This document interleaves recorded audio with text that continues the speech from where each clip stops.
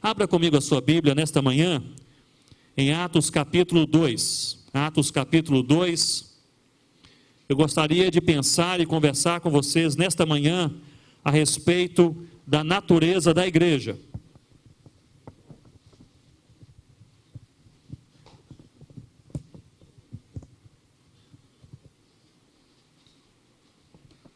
Atos capítulo 2. Nós leremos a partir do versículo 37. Atos capítulo 2, a partir do versículo 37. A igreja do Senhor Jesus possui uma natureza que é definida biblicamente.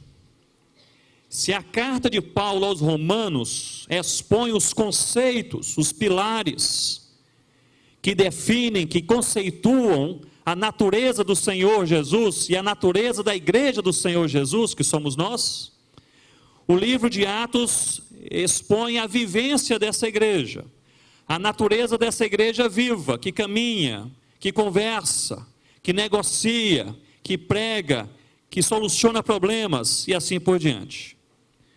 Eu creio que essas duas passagens, a carta de Paulo aos Romanos e este livro de Lucas, falando sobre os Atos dos Apóstolos, paralelamente nos falam a respeito da natureza da igreja. Quem somos nós? Por que estamos aqui? Qual o propósito de Deus para as nossas vidas? Nós já entendemos pela nossa vivência cristã e pelo nosso conhecimento bíblico, que é da natureza da igreja, entre outras coisas, ser pura e santa. É da natureza da igreja pregar o evangelho do Senhor Jesus. É da natureza da igreja ser sal da terra e luz do mundo. É da natureza da igreja.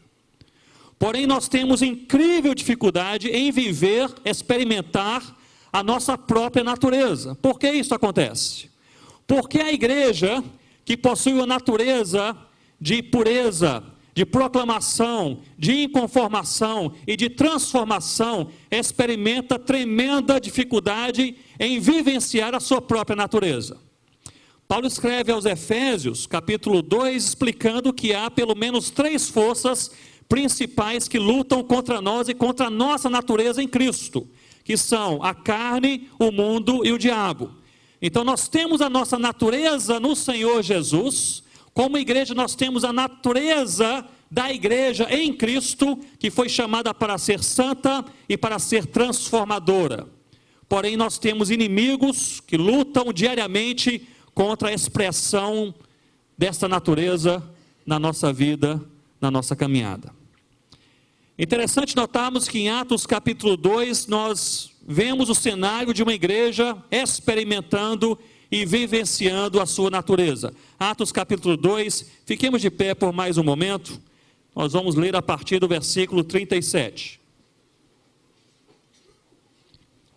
Diz a palavra de Deus: ouvindo eles estas coisas, compungiu-se-lhes o coração e perguntaram a Pedro e aos demais apóstolos: que faremos, irmãos? Respondeu-lhes Pedro: arrependei-vos e cada um de vós seja batizado em nome de Jesus Cristo, para a remissão dos vossos pecados, e recebereis o dom do Espírito Santo. Pois para vós outros é a promessa, para vossos filhos e para todos os que ainda estão longe, isto é, para quantos o Senhor nosso Deus chamar. Com muitas outras palavras deu testemunho e exortava-os, dizendo: salvai-vos dessa geração perversa. Então os que lhe aceitaram a palavra foram batizados, havendo um acréscimo naquele dia de quase 3.000 pessoas, e perseveravam na doutrina dos apóstolos e na comunhão, no partir do pão e nas orações. Em cada alma havia temor, e muitos prodígios e sinais eram feitos por intermédio dos apóstolos. Todos os que creram estavam juntos e tinham tudo em comum. Vendiam as suas propriedades e bens, distribuindo o produto entre todos, à medida que alguém tinha necessidade. Diariamente perseveravam unânimes no templo, partiam pão de casa em casa e tomavam as suas refeições com alegria e singeleza de coração. Versículo 47, todos juntos. Louvando a Deus e contando com a simpatia de todo o povo. Enquanto isso, acrescentava-lhes o Senhor, dia a dia, os que iam sendo salvos. Enquanto isso, acrescentava-lhes o Senhor, dia a dia, os que iam sendo salvos.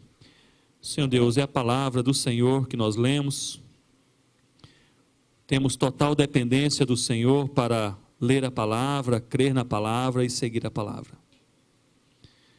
Não encontramos em nós mesmos, ó Deus, força para sermos aquilo que o Senhor deseja que sejamos. Portanto, nós olhamos para o Senhor nesta manhã, como em muitas manhãs, esperando que o Senhor nos fortaleça, que o Senhor nos santifique, que o Senhor nos conscientize, que o Senhor nos anime, que o Senhor abra uma porta, um caminho, que o Senhor nos conduza, em nome do Senhor Jesus. O Senhor conhece cada coração aqui nesta manhã, o Senhor conhece o meu coração e cada coração aqui presente. As nossas necessidades mais profundas, mais declaradas, aquelas também mais escondidas, que nem nós sabemos expor de maneira clara, mas ali estão, em nossos corações, em nossas almas, em nossas mentes. Nós oramos para que o Senhor possa, o Senhor mesmo, ministrar a cada um de nós a tua vontade, a tua palavra, a tua direção, em nome do Senhor Jesus. E que teu Santo Espírito que nos sonda possa encontrar em nós aquilo que precisa de mais encorajamento, de mais ânimo, talvez de mais quebrantamento e mais transformação. É a nossa oração sincera nesta manhã, em nome do Senhor Jesus. Amém, ó Deus. Podem se sentar, meus irmãos, mantenham suas Bíblias abertas comigo, em Atos, no capítulo 2. O livro de Atos, ele é um livro teocrático. Quem já leu este livro percebe que ele foi escrito, entre outras coisas, para nos ensinar a crer que Deus está no controle de todas as coisas. Ele é um livro que mostra a caminhada da igreja do Senhor Jesus em um cenário de altos e baixos, em um universo tremendamente inconstante, e neste universo incerto e inconstante, Deus se mostra controlador de todas as coisas, Deus se mostra soberano. Deus pintado, Deus revelado, Deus exposto no livro de Atos, é um Deus que controla as nossas vidas, é um Deus que observa aquilo que nós não observamos, é Deus que controla até mesmo o incontrolável, é Deus que segura a nossa vida em sua mão direita.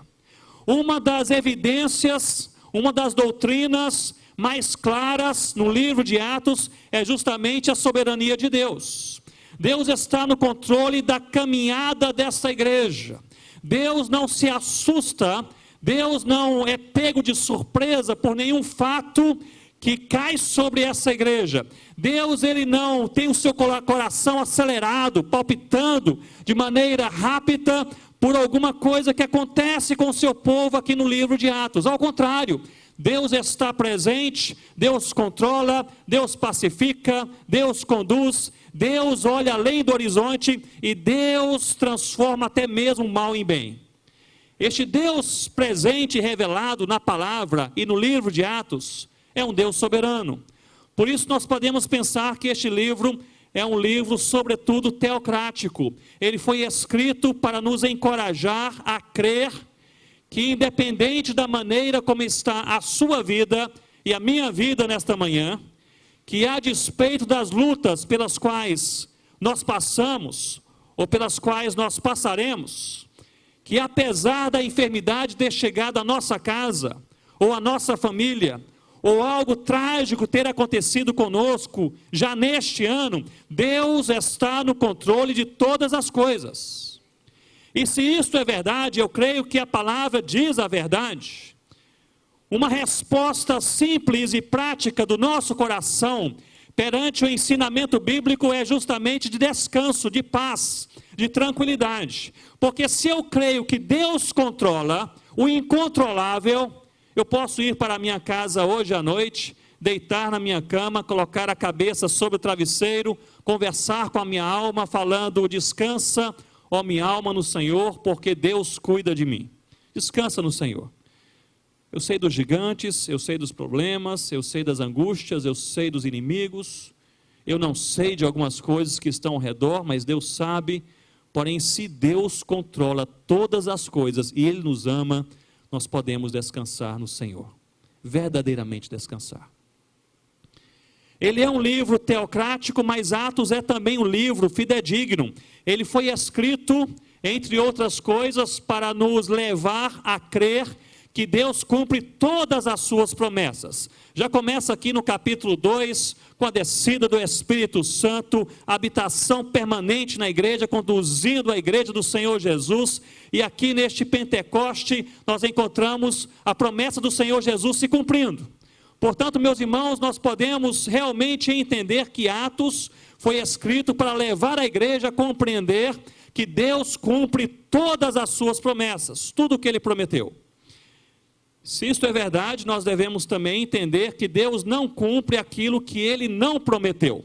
Eu creio que boa parte dos problemas da nossa vida, da nossa família, da nossa caminhada, do nosso ministério e da igreja do Senhor Jesus, é porque nós entramos em veredas, em caminhos que não são caminhos de Deus, são os nossos. Em planos que não são planos de Deus, são os nossos. Em coisas que não encantam a Deus, encantam a nós. E encantados estamos com os nossos próprios planos, queremos assim mesmo ter a bênção de Deus. Mas Deus, Ele não cumpre aquilo que Ele não prometeu. Deus cumpre apenas as suas promessas. Portanto, nós podemos entender, neste preâmbulo do livro de Atos, que Deus é soberano e controla todas as coisas. E que Deus cumpre todas as suas promessas. Portanto, há uma coisa que todo crente precisa saber: a vontade do Senhor para a sua vida, a cada dia, a cada passo. Nós não podemos nos dar ao luxo de seguir a caminhada da nossa vida perante os nossos próprios planos. Nós precisamos entender qual é a vontade de Deus. Uma oração que precisamos repetir a cada manhã é esta: Senhor Deus, abre os olhos do nosso coração para que possamos ver e enxergar o teu caminho, a tua vontade para a nossa vida, para a nossa família, para a tua igreja, para o meu ministério, em nome do Senhor Jesus. Atos capítulo 2, nos fala aqui a respeito da igreja, e pinta o cenário, meus irmãos, justamente aqui desta igreja que vivencia a sua própria natureza, a partir do versículo 37. É interessante notarmos que em todo o capítulo 2 nós encontramos algumas palavras centrais que vão ser usadas em todo o Novo Testamento para definirem qual é a natureza da igreja do Senhor Jesus. Algumas palavras, eu apenas cito: a palavra koinonia, comunhão, é encontrada aqui e vai definir em todo o Novo Testamento a natureza, o propósito, a identidade dessa igreja. A palavra querigma, pregação, proclamação do nome de Jesus, é encontrada aqui. A palavra martíria, que significa testemunho, você vivenciar aquilo que você crê e prega, é também encontrada aqui em Atos capítulo 2. Proseirê, oração, é uma palavra repetida que vai definir a identidade da igreja. A igreja do Senhor Jesus é composta por pessoas que pregam, que vivem em comunhão, que oram ao Senhor e assim por diante. A palavra diaconia vai ser encontrada aqui, serviço, uma igreja que serve não apenas para aqueles que estão dentro, mas para aqueles que estão fora. Uma igreja inconformada, mas uma igreja que necessita viver de acordo com as demandas do mundo ao seu redor e sempre sonhando com uma transformação sincera. A palavra poimenia, de pastoreio, vai ser encontrada aqui também. A palavra de tarê, de ensino, da palavra de Deus, vai também ser encontrada aqui. Nós poderíamos assim, neste preâmbulo, entender ou pensar juntos que a igreja de Cristo, pintada aqui em Atos capítulo 2, era uma igreja koinônica, porque era uma igreja que vivia em comunhão. Era uma igreja querigmática, porque proclamava o nome do Senhor Jesus. Era uma igreja martírica porque vivia aquilo que cria e aquilo que pregava. Era uma igreja prosética porque vivia em oração, orava sem parar. Era uma igreja escriturística porque tinha como base de vida, de crença, de caminhada a palavra de Deus, as escrituras sagradas. Era uma igreja diácona, que era voltada para o serviço. Ela não se nutria para crescer apenas para dentro, mas se nutria para servir ao propósito de Deus também lá fora. Era uma igreja poimênica, que pastoreava o povo de Deus, que olhava aquele coração que estava quebrado para ser tratado, e era certamente uma igreja cultica, uma igreja que adorava a Deus tanto no templo quanto de casa em casa. Portanto, nós encontramos aqui diversas características que compõem a natureza da igreja do Senhor Jesus. Nesta manhã, eu gostaria de conversar com vocês sobre 2 ou 3 características. É interessante notarmos, eu me lembrei deste fato outro dia, que apesar de termos tudo isto como elementos construtivos da natureza da igreja que somos nós, de quem somos nós, da nossa identidade, por outro lado nós temos os elementos anti-igreja. Nós temos a carnalidade, sobre a qual Paulo fala em Efésios capítulo 2. E a carnalidade, ela luta contra a natureza da igreja, a identidade da igreja. Se por um lado nós fomos formados em Cristo para sermos tudo isso, vivermos em comunhão, em harmonia, nos pastorearmos mutuamente, vivermos em oração, em pureza de vida, proclamarmos a Cristo, sermos agentes de transformação, se por um lado tudo isso é verdade, por outro lado nós temos a carne que luta contra nós, nós temos o mundo que luta contra nós, e nós temos o diabo que luta contra nós. Então, a igreja, para vivenciar a sua natureza na terra, ela precisa viver em luta, se armar com a espada, com o escudo, com a couraça do Evangelho do Senhor Jesus. John Knox nos diz em um dos seus escritos que a ponte entre o conhecimento e a transformação é o quebrantamento. Isso me chama a atenção porque eu entendo com essas palavras que ele queria nos ensinar que, por um lado, a igreja de Cristo, ela possui a possibilidade de conhecer muitas coisas, inclusive a sua própria natureza, mediante a palavra de Deus.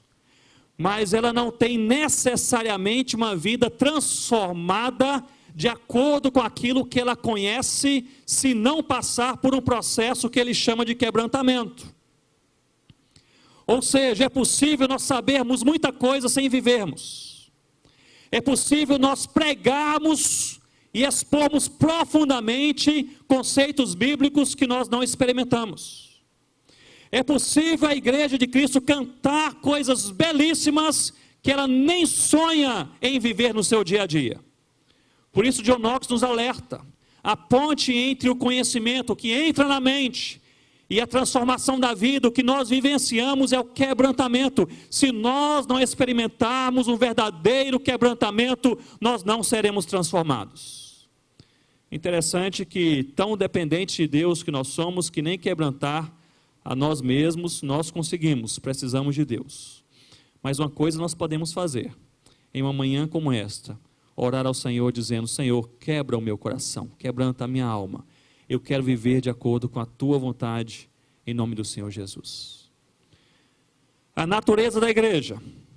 Meus irmãos, essa igreja, sem dúvida, era uma igreja koinônica, uma igreja nascida para amar e para conviver com o diferente, faz parte da natureza da igreja. Notem que 120 pessoas, depois mais se agregaram, 3.000 pessoas, depois outros se agregaram, 5.000 pessoas. Estas 5.000 pessoas não faziam parte de uma massa homogênea, eles não eram iguais, eles eram diferentes, era uma massa extremamente heterogênea.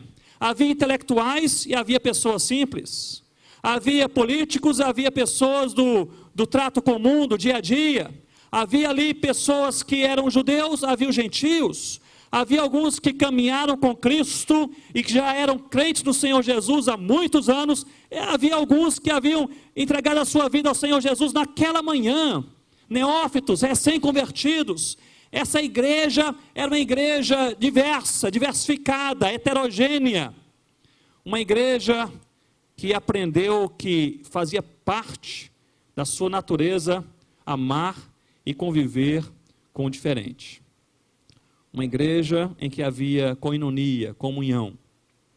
A palavra aqui utilizada no versículo 44 nos diz que todos os que creram estavam juntos e tinham tudo em comum. A palavra koinos, comum aqui, de onde nós temos comunhão, é justamente esta ideia de que apesar da diversidade, nós nos amamos. Apesar da diferença de opinião, de pensamento, de sentimento, de background, de contexto, nós estamos juntos, porque o que nos une é muito mais forte do que aquilo que nos separa. O que nos une é o Senhor Jesus. A ideia de uma igreja koinônica é uma ideia bíblica, é parte da natureza desta igreja, mas não vem de maneira natural, porque nós temos lutando contra nós a carne, o mundo e o diabo. É necessário vigiar, é necessário estarmos alertas, é necessário investir na vida uns dos outros para que sejamos uma igreja verdadeiramente koinônica. No versículo 32 nós lemos que nessa igreja koinônica havia só um coração, a palavra grega cardia para coração, um sentimento, uma expressão emocional, e uma só alma, a palavra psirrê para a alma, que é de entendimento, é de justamente pensamento, de planejamento. Quer dizer que apesar da diversidade, a igreja tinha um sentimento e a igreja tinha um plano. Nós queremos viver desta forma e agradar e glorificar o nome do Senhor nosso Deus. Uma igreja koinônica. Talvez um dos maiores desafios da igreja de Cristo hoje, em nossos dias, é ser uma igreja que vive em franca comunhão. É interessante notarmos, meus irmãos, logo aqui a partir do versículo 46, nós vemos que diariamente essa igreja perseverava unânime no templo e partia o pão de casa em casa. O templo era a expressão mais formal de religiosidade. Digamos, era aquela turma que gostava de louvar a Deus, colocando assim no linguajar mais de hoje, com os hinos sacros, ali acompanhados com um piano de cauda. Aquele pessoal que gosta de um culto assim mais formal, mais tradicional, mais conservador, como os nossos avós cultuavam a Deus. Era o templo. O pessoal de casa em casa era o pessoal mais informal, era a galera que tocava violão, que comentava sobre as coisas do Evangelho de uma maneira mais contemporânea, mais contextualizada. Interessante notarmos que aqui no versículo 46, a palavra de Deus nos diz que toda a igreja, todos eles, não apenas alguns, metade da igreja não ia para o templo e outra metade para casa, mas toda a igreja cultuava a Deus, tanto no templo como de casa em casa. Ou seja, se o irmão tem preferência por piano de cauda, eu te amo tanto que eu louvo a Deus com você, com um hino sacro, acompanhado por um piano de cauda, sem problemas. Estou feliz em minha vida, porque nós temos o Senhor Jesus, que é maior do que as nossas preferências, as nossas opções pessoais, aquilo que talvez bate um pouco melhor em nosso coração. Mas se o irmão gosta mais do violão, da guitarra, da bateria, eu te amo, meu irmão, no Senhor Jesus, nós vamos abraçar, faz parte da natureza da igreja, nós vivemos em qualquer ambiente juntos. Um dos problemas de vivermos, ou para vivermos juntos, é a nossa própria carnalidade. Porque nós nos transformamos muitas vezes em uma igreja de preferências. Uma igreja em que eu só frequento a igreja se for do meu jeito.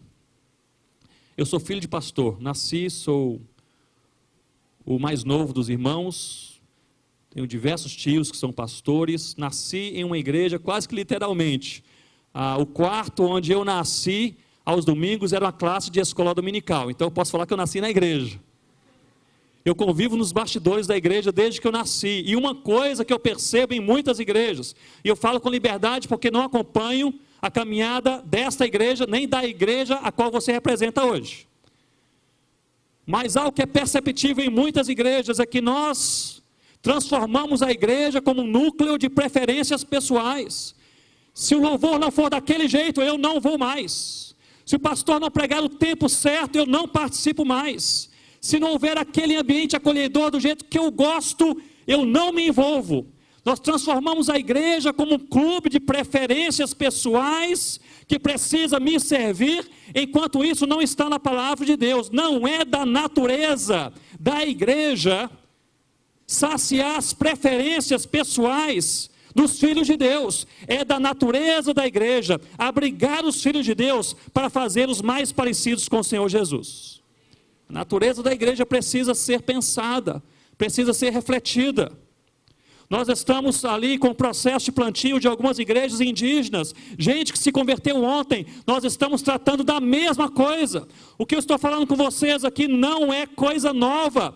Eu estou falando com os irmãos indígenas a mesma coisa, com os irmãos na África alguns anos atrás a mesma coisa, porque é da natureza carnal do coração humano querer ter seus desejos pessoais, individuais, saciados, a sua preferência ali bajuladamente colocada no centro da igreja.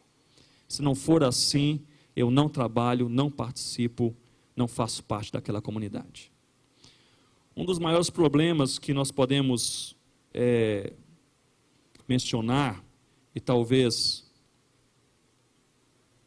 definir como narcisismo, que é uma expressão da nossa carnalidade. Narcisismo é essa influência sociofilosófica, se assim quiserem definir, que tenta nos convencer que nós somos belos, mas não apenas isso, que nós devemos ser reconhecidos como belos.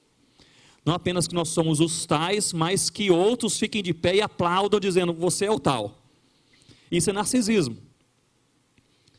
É não apenas se achar o cara, mas entender que outros devem também achá-lo assim.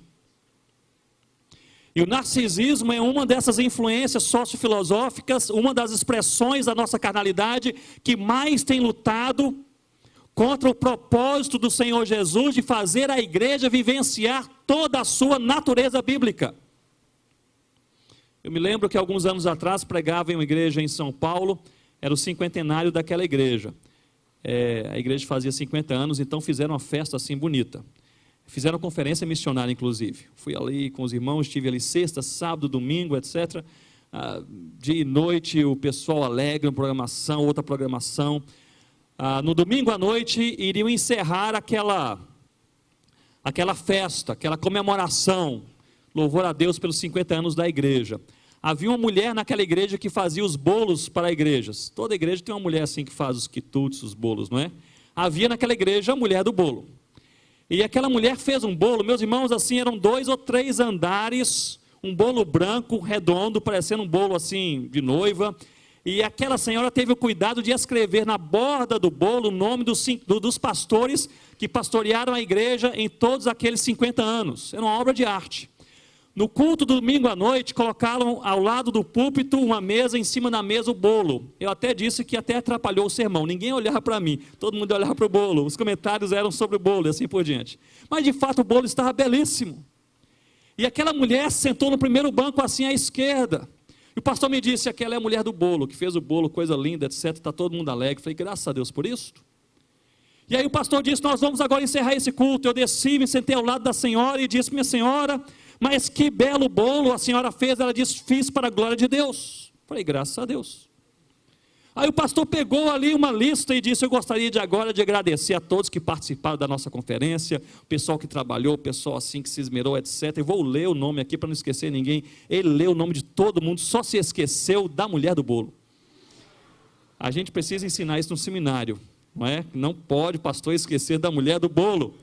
Meus irmãos, quando ele disse, agora encerrado está o agradecimento geral, nós vamos orar, encerrando o culto e a conferência missionária e essas comemorações, a mulher fechou a cara. E enquanto o pastor orava, ela murmurava. E ela murmurava tão alto que eu ouvi o que ela dizia. No meio da oração do pastor, ela disse: ano que vem não tem mais bolo. O que ela estava dizendo, em outras palavras, é o seguinte: eu faço qualquer coisa para Deus desde que eu seja reconhecida. Desde que o pastor cite o meu nome do púlpito no domingo à noite, meu nome sai no boletim da igreja, que eu receba um tapinha nas costas e diga assim: mas você é especial, sem você essa igreja não vai para frente. Aí sim eu faço qualquer coisa para Deus. Há muitas pessoas narcisistas fazendo coisas certíssimas pela motivação errada, fazendo coisas ótimas e lindas com a motivação carnal, narcisista. Meus irmãos, é da natureza da igreja viver em comunhão, privilegiar o irmão, não pensar que é um clube de preferência pessoal. Eu estou aqui por causa de Deus, por causa de Deus. Se o ar-condicionado quebrou, não vou para outra igreja na outra semana porque não tem ar-condicionado. Eu estou aqui por causa de Deus. Se não for assim, seremos crentes frágeis, levados por toda sorte de vento, indo como folha seca para lá e para cá, e ao final da nossa vida, nós olharemos para trás e perceberemos que nós de fato saciamos o nosso coração, mas não cumprimos a vontade de Deus. A igreja nasceu para viver de acordo com a sua natureza, e quem expõe a natureza da igreja é Deus, e Ele o faz em sua palavra. Uma igreja que nasceu para ser koinônica. Eu creio que a experiência de comunhão mais assim interessante que eu tive nos últimos anos aconteceu no final daquele congresso indígena sobre o qual eu falei. Porque no domingo à noite eu estava na organização. Quem está na organização não participa de nada, não é? Nem do culto. Eu estava lá correndo de um lado para o outro, etc. Mas eu parei no momento, no horário daquele culto, eu olhei para aquela tenda. Já havia ali no finalzinho quase 1.500 indígenas de 49 etnias, foram chegando alguns ao longo do congresso, quase 1.500, de 49 etnias, a maior parte não falava a língua do outro, não se entendiam de maneira assim, de acordo com o seu idioma, seu dialeto, mas chegou o momento da ceia do Senhor. O cacique Henrique Terena disse: olha, a maior parte de nós indígenas, nós não usamos nem o vinho, nem o suco de uva, e nem o pão, e até desconhecemos. Nós vamos usar alguma coisa da nossa região, nós vamos usar o açaí em lugar do suco de uva, e nós vamos usar o beiju em lugar do pão. E lá fizeram uma mesa indígena com açaí e beiju, e 1.500 indígenas ao redor. Eles se abraçavam, cada um cantava e orava em sua própria língua. Eu olhei aquela cena e era perceptível, eles tinham uma coisa em comum: o Senhor Jesus Cristo. É possível você abraçar, amar e caminhar com o irmão, até que seja o irmão de uma outra etnia, que não fala a sua língua, que possui uma outra cultura, se você amar o Senhor Jesus juntamente com Ele. Uma igreja koinônica, diga comigo, koinônica. Uma igreja sem dúvida querigmática, mas também martírica. Ou seja, nascida para amar e para proclamar o Senhor Jesus. Deixe-me falar com vocês. Há duas palavras que andam de mãos dadas em todo o Novo Testamento.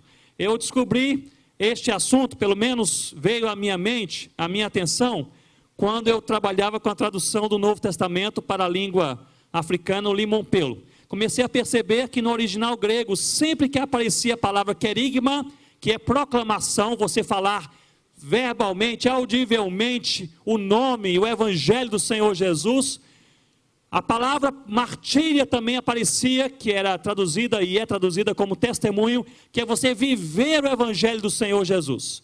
É interessante que quando uma aparecia, a outra também aparecia. São palavras que andam de mãos dadas. Parece-me que na mente do Senhor Jesus, na sua visão, a sua igreja deveria ser querigmática, que prega, mas ao mesmo tempo martírica, que vive. Uma igreja que tem teologia, mas uma igreja que também tem prática. Uma igreja que sabe a Bíblia, mas uma igreja que vivencia a Bíblia. Uma igreja que expõe a verdade de Deus, mas uma igreja que transforma e traduz essa verdade para a missão prática, para o serviço. Uma igreja que tem um coração cheio de Deus, mas uma igreja que tenha também a sua mente clara em sua convicção de fé. Uma igreja querigmática e uma igreja martírica. Um dos problemas que nós vivenciamos hoje, não apenas no Brasil, é que nós partimos ao meio a eclesiologia, a natureza da igreja. Muitas igrejas são querigmáticas, pregam, evangelizam, fazem missões, trabalham lá fora, o serviço é o ponto forte, uma igreja para fora. Mas não é uma igreja martírica, que tem testemunho de vida coerente com aquilo que ela prega e com aquilo que ela expõe para os outros. Há também o outro lado. Pessoas piedosas, crentes, que vivenciam o evangelho, mas não querem fazer nada. São crentes, entendem a palavra, entendem o peso da palavra, a direção da palavra, o privilégio da palavra, têm o coração cheio de Deus, mas não transformam a sua vida cristã em prática de evangelização, de ação social, de resgate daquele que está caído ao longo do caminho.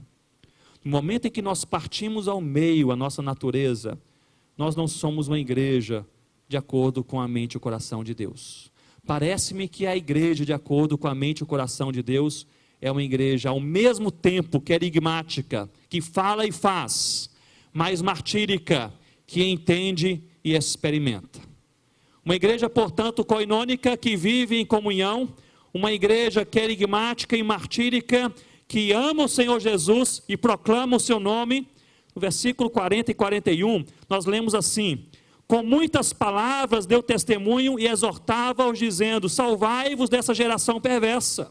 Então os que aceitaram a palavra foram batizados, havendo um acréscimo naquele dia de quase 3.000 pessoas. Uma igreja que fazia, que pregava, homens de Deus, mulheres de Deus, que abriam a boca para falar do nome do Senhor Jesus, mas que também tinham uma vida piedosa, santa, séria, na presença de Deus. Não sei quantas pessoas aqui acompanham os países perseguidos pelo Evangelho, perseguidos por causa do Evangelho, mas há cerca de 3 anos atrás, houve um juiz federal que em uma área da China, no extremo norte, ele foi preso por causa da sua fé. Não sei quantas pessoas acompanham aqui os informes da missão Portas Abertas. Esse juiz federal, ele era conhecido como cristão. Poderia ser cristão. Não seria perseguido por ser cristão, mas não poderia evangelizar. Certo momento na sua vida, perante a sua congregação, a congregação cristã que ele frequentava, ele disse: eu não quero apenas entender o cristianismo, eu preciso vivê-lo. Ele saiu e começou a pregar o evangelho do Senhor Jesus. Um homem muito quisto, muito bem quisto, muito querido daquela cidade, por todos. Um homem íntegro, um homem sério, justo. Um homem com alta posição, equivalente a um juiz federal aqui no Brasil. Não demorou muito tempo, alguns meses se passaram e ele foi preso. Resolveram fazer dele um exemplo. Não apenas prendê-lo, mas queriam prendê-lo de tal forma que pudessem intimidar os crentes naquela pequena cidade. Ele foi preso na sua casa, de dia, em horário comercial, todo mundo estava na rua. Ele seria levado para uma prisão do outro lado da cidade, seria levado a pé para que todos pudessem vê-lo, em uma atitude de pública humilhação. Eles o algemaram, e havia 2 soldados à sua direita, 2 outros soldados à sua esquerda, que iriam escoltá-lo durante todo aquele trajeto, passando pelo meio da cidade. Um jornalista cristão estava ali presente naquela cidade, naquele dia. Ele relata o que ele viu. Ele diz que, curiosamente, enquanto aquele juiz federal passava algemado, preso por ser crente, por pregar o evangelho, pela rua principal daquela cidade, todos estavam envergonhados, todos ficaram envergonhados. Um homem de tamanha estatura preso, humilhado. Os cidadãos chineses, eles tinham as suas faces assim para baixo, cabisbaixos estavam, envergonhados com aquela situação. Os soldados que conduziam aquele juiz federal estavam também cabisbaixos, constrangidos, envergonhados pelo que faziam. aquele jornalista disse: a única pessoa que tinha cabeça erguida era o juiz federal. E não apenas a sua cabeça erguida, mas vez por outra ele levantava também as suas mãos, os seus braços, mesmo algemados. Ele gritava em alta voz e dizia: eu amo o Senhor Jesus. E ele passou ali por todas aquelas ruas, o centro da cidade, em alto e bom som, dizendo: eu amo a Jesus. Como quem diz: vocês querem saber o que me define? O que é importante em minha vida? Qual é o meu bem mais precioso? Eu amo o Senhor Jesus. Aquele jornalista cristão disse: jamais o evangelho foi pregado de maneira tão bombástica nessa cidade. Jamais vimos tantas pessoas se entregando logo depois disto ao Senhor Jesus. Uma igreja querigmática, que prega, mas também martírica, que vive aquilo que prega. Uma igreja, meus irmãos, sem dúvida, koinônica, querigmática, martírica. Por fim, deixe-me apenas pontuar também uma igreja diácona, uma igreja com paixão por aqueles que necessitam de alguma coisa. A ideia aqui de diaconia, meus irmãos, é uma ideia bíblica neotestamentária, é uma ideia de percepção, não apenas serviço, mas um serviço a partir da percepção. O versículo 45 ilustra muito bem o que nós podemos ver. O versículo 45 nos diz que eles vendiam as suas propriedades e bens, distribuindo o produto entre todos. O que diz mais, irmãos? À medida que alguém tinha necessidade. A expressão aqui original para à medida poderia ser parafraseada da seguinte forma: com discernimento sobre quem tinha real necessidade. Era uma igreja com olhos abertos. Não era uma igreja trancada em seu mundinho, não era uma igreja fechada na casa nem no templo, era uma igreja que olhava ao redor, percebia quem estava caído, quem estava quebrado, quem estava necessitado, quem estava endividado, quem estava atribulado, quem queria se suicidar. Uma igreja que olhava e percebia as mazelas da sociedade na qual ele estava inserida, e à medida, a expressão aqui à medida, ela é chave, com discernimento, com percepção, a partir de olhos abertos, daquilo que ela enxergava na sociedade, ela então dividia seus bens, ajudava quem estava caído e ajudava na necessidade certa, porque a igreja tinha olhos abertos. Uma das grandes necessidades da igreja de Cristo em nossos dias é de ter olhos abertos. Olhos abertos nos fazem enxergar coisas que nós não enxergávamos antes. Não é assim, meus irmãos? Nós somos capazes de passar pelo mesmo lugar 50 vezes, talvez até indo para a igreja, 50 vezes ao longo do ano, e haver ali uma família caída ao longo do caminho que nós não enxergamos. Nós não enxergamos. O à medida aqui é com discernimento. E é preciso orar para que tenhamos discernimento. Senhor Deus, abra os olhos do meu coração, senão não vou enxergar. Eu posso ver o caído ao longo do caminho, eu não vou enxergá-lo. Eu vejo um menino ali na esquina, embriagado, drogado, eu não vou enxergá-lo. Eu vejo encarcerado, eu não vou enxergá-lo. Para mim são números, são nomes que nada dizem, são estatísticas, são histórias, eu não vou enxergá-los. Uma oração que nós fazemos na Amazônia é justamente esta. Ao contrário de vocês aqui no Rio, que convivem com uma população enorme, nós convivemos lá com pequenas aldeias. Às vezes nós trabalhamos em algumas aldeias, que às vezes chegamos ali e a tribo inteira, que fala uma língua própria, com cultura própria, é formada por 600 pessoas. A tribo inteira, 600 pessoas. E pior, você chega em uma aldeia e só há ali 25 pessoas. E onde está o restante? Olha, a aldeia mais próxima fica 3 dias agora de viagem para lá.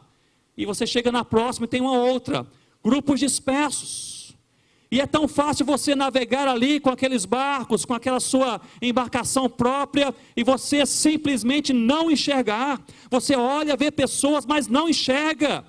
Você vê corações em frangalhos, mas você não enxerga. Você vê quem está caído, mas você não enxerga. Porque se Deus não abrir os olhos do nosso coração, nós não enxergamos. Não é da nossa natureza carnal enxergar. A nossa natureza carnal faz com que enxerguemos apenas as nossas necessidades. Sobre elas, nós podemos conversar a semana inteira. Mas é da natureza da igreja de Cristo enxergar aqueles que estão com alguma necessidade gritante e específica. Entendem sobre o que eu estou falando? A vida cristã é uma contínua luta da natureza da igreja contra a natureza da carne. A vida cristã é nós buscarmos a Deus para vivermos segundo a natureza que Ele nos deu e não a natureza do pecado que nos corrompeu. Para que isso aconteça é necessário orarmos e pedirmos ao Senhor: abra os olhos do meu coração, eu quero enxergar o que o Senhor enxerga. Eu posso lhes falar que esta é uma das orações mais arriscadas que nós podemos fazer como crentes, porque aí nós passamos a enxergar coisas que nos fazem sofrer, chorar, angustiar, porque há muito sofrimento, choro e angústia ao nosso redor. Muito. Eu poderia falar que, pensando no mundo de maneira assim mais geral, mais global, há ainda 2.222 povos no mundo que nunca ouviram uma vez o nome do Senhor Jesus. 2.222 povos, hoje, no mundo. 890 destes 2.222 povos são considerados grupos resistentes ao Evangelho, ou seja, o Evangelho não consegue entrar. Se entra, ninguém ali se converte. Eu estive com 3 desses povos agora na Gâmbia, Jola, Fula e Mandinka, e ali trabalho missionário há 52 anos e ninguém se converteu ainda, ninguém. Tem uma mulher, uma senhora solteira, a missionária, que trabalha somente ela, 42 anos ali, traduziu o Novo Testamento completo para a língua mandinka, ninguém se converteu na tribo inteira até hoje. Há mais de 3.000 povos, aliás, 3.000 línguas e dialetos que não tem nem João 3,16 traduzido para seu idioma ainda em nossos dias. Mas nós podemos pensar no Brasil. Há mais de 500 mil de ciganos da etnia Calon, que fala o Xibe, no Brasil, que nunca ouviram o Evangelho em nosso país. Mais de 500 mil. Aliás, falam uma língua ainda ágrafa, sem grafia. Estamos com um grupo, a missão Amigos do Cigano, trabalhando para grafar a língua a fim de que o projeto de tradução possa começar. No Brasil. Há 12.000 comunidades ribeirinhas no norte do Brasil, não são indígenas, são ribeirinhos, onde não há nenhuma presença evangélica. Comunidades pequenininhas, as 12.000. Terminamos a estatística e a pesquisa indígena no ano passado. Estatística geral indígena, de alcance missionário. Há 121 etnias indígenas no Brasil, onde não há nenhuma presença do Evangelho de Cristo. 121 tribos indígenas no nosso país, em nossos dias. A CEPAL e outras organizações nos dizem que, nas grandes cidades, os 2 segmentos menos evangelizados são os mais ricos dos ricos e os mais pobres dos pobres. Parece que no meio aí, o Evangelho, ele flui. Mas entre os mais ricos dos ricos, que se trancam em seus condomínios de luxo, e os mais pobres dos pobres, que vivem embaixo dos viadutos, são aí os 2 segmentos que menos conhecem o Evangelho. Sobre necessidades humanas e sociais, não precisamos nem falar. Basta abrir qualquer revista, qualquer jornal, ligar a televisão em qualquer canal, em qualquer dia, nós vamos ver o sofrimento, a angústia e o desespero. Uma igreja diácona, eu poderia dizer, é uma igreja com olhos abertos. Uma igreja que sinceramente ora ao Senhor dizendo: abra os olhos do meu coração porque eu quero ver. E quando eu enxergar, Senhor Deus, fortalece as minhas mãos para que eu possa trabalhar. Uma igreja querigmática, martírica, coinônica, uma igreja diácona. Eu gostaria de encerrar nesta manhã, meus irmãos, apenas lembrando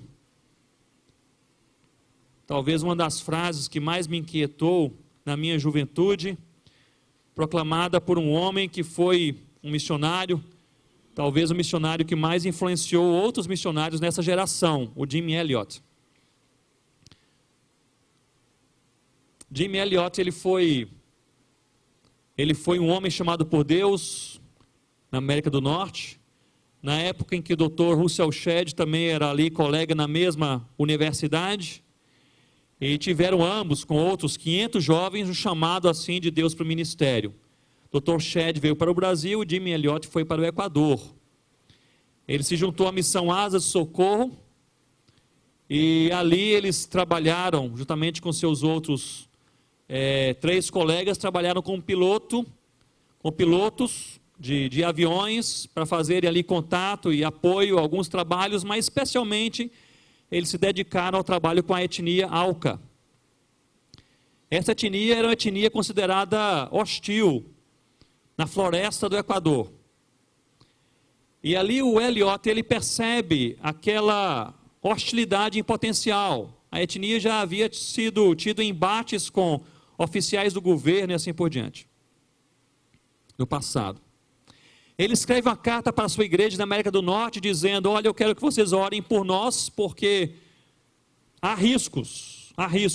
Eu sinto que nós estamos aqui vivendo um momento de risco. A sua igreja, que o amava muito, responde a sua carta dizendo: volte, nós não queremos que você morra nesta mata, nessa floresta. E faz a ele um convite interessantíssimo: se você voltar e assumir o pastoreio de missões da igreja, você vai ser o pastor de missões da igreja. Se Deus chamar nessa igreja 100 jovens, nós vamos investir em suas vidas, treiná-los e enviá-los. Você volta, uma pessoa volta e nós enviamos 100. Interessante mais ainda é a resposta de Elliot. Ele pega um papel e escreve uma carta para a sua igreja. Em outras palavras, ele diz assim: vocês não entenderam nada. Eu não estou aqui porque eu quero estar aqui. Eu não estou aqui por uma preferência pessoal. Se eu pudesse, eu não estaria aqui. Eu estou aqui em obediência ao Senhor Jesus. O Senhor um dia me direcionou para este lugar, me colocou aqui neste lugar. Aqui eu estou em obediência ao Senhor Jesus. Naquela carta ele exorta a sua igreja. No finalzinho da carta ele termina dizendo assim: vivam de tal forma que ao chegar o dia da sua morte, vocês não tenham mais nada a fazer a não ser morrer. Viva de tal forma que ao chegar o dia da sua morte, você não tenha para Deus mais nada a fazer, mais nada, a não ser morrer. Menos de 6 meses depois ele morreu, com seus colegas flechados ali na beira daquele rio. Não sei quem já assistiu o filme Terra Selvagem. Quem não assistiu precisa assistir. História destes homens e mulheres de Deus. A missão fecha aquele trabalho temporariamente. As viúvas com seus filhos voltam para a América do Norte. A história não termina aí. Os filhos daqueles missionários recebem um chamado de Deus para o ministério, vão para o preparo missionário. Alguns deles recebem a direção de Deus para voltarem para o Equador e evangelizarem os Auca. Fazem uma nova equipe missionária, os filhos missionários já crescidos, alguns casados com seus filhos pequenos, e algumas das viúvas e algumas das tias voltam. Entram, dessa vez os Auca ouvem o evangelho e se convertem ao Senhor Jesus. E chega o dia do batismo, vão batizar o primeiro indígena à beira daquele rio. O filho de um dos missionários vai batizar o indígena. O indígena segura a mão, o braço daquele filho do missionário e diz: antes que você me batize, eu quero lhe confessar, fui eu quem flechei e matei o seu pai na beira desse rio. Tinha muita gente envolvida, mas o seu pai em particular. Eu sou o assassino do seu pai. O filho de missionário, agora missionário, abraça aquele indígena e diz: nós fomos igualmente lavados pelo sangue do Senhor Jesus. Batiza aquele homem, batiza os outros que se entregaram a Cristo. Meus irmãos, os Auca hoje, eles são uma das etnias mais missionárias de toda aquela região. Alcançaram outras etnias, plantaram diversas igrejas. Há alguns da etnia Auca que em congressos internacionais estão por aí dando testemunho e dizendo: vale a pena fazer o que Deus deseja. Eu poderia parafrasear dizendo: vale a pena viver a natureza da igreja que Ele propõe para nós na sua palavra.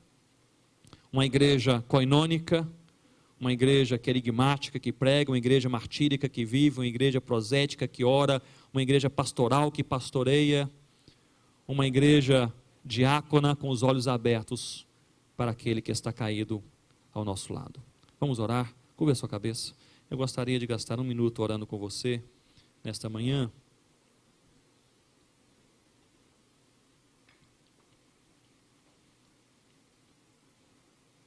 Você pode orar por aquilo que Deus colocou em seu coração, mas eu gostaria de propor 2 coisas. Para Deus tranquilizar o coração e a alma daqueles que estão, porventura, aflitos aqui nesta manhã. Porque Ele o faz. E para que Deus possa abrir os olhos do nosso coração para enxergarmos o que está perante nós e colocarmos a mão no arado. Fiquemos de pé juntos nesta manhã e oremos ao Senhor, para que Ele tranquilize o nosso coração e nos dê paz, para que Ele abra os nossos olhos e coloque a nossa mão no arado.